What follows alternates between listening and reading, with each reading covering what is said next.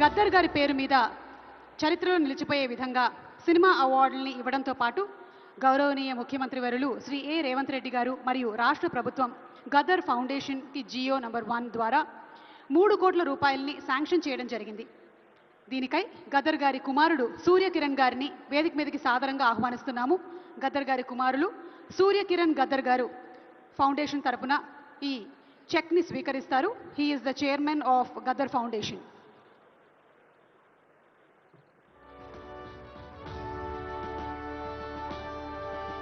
తన రచనల ద్వారా, తన పాటల ద్వారా మనందరిలో ఉత్తేజాన్ని నింపడం మాత్రమే కాకుండా మనందరం ఆలోచింపచేసే విధంగా ఒక రెవల్యూషన్నే క్రియేట్ చేసినటువంటి గ్రేట్ పోయెట్ గద్దర్ గారు మరి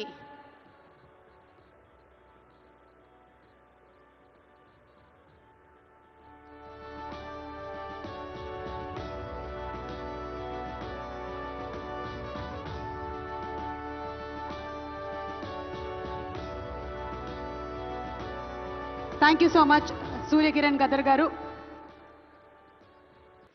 రాష్ట్ర ముఖ్యమంత్రి వర్యులు శ్రీ రేవంత్ రెడ్డి అన్న గారికి, అలాగే రాష్ట్ర ఉప ముఖ్యమంత్రి వర్యులు శ్రీ బట్టి విక్రమార్క గారికి, మరియు రాష్ట్ర ప్రభుత్వానికి, క్యాబినెట్ మంత్రులందరికీ, తెలంగాణ గద్దర్ ఫిలిం అవార్డ్స్ని స్వీకరించిన సినిమా ఇండస్ట్రీ అందరికి కూడా అభినందనలు. అట్లాగే గద్దర్ ఫౌండేషన్ని రేవంత్ అన్న గారు అలాగే బట్టి విక్రమార్క అన్న గారు 31 జనవరి 2024 మీ ఆధ్వర్యంలో ప్రకటించడం జరిగింది సార్.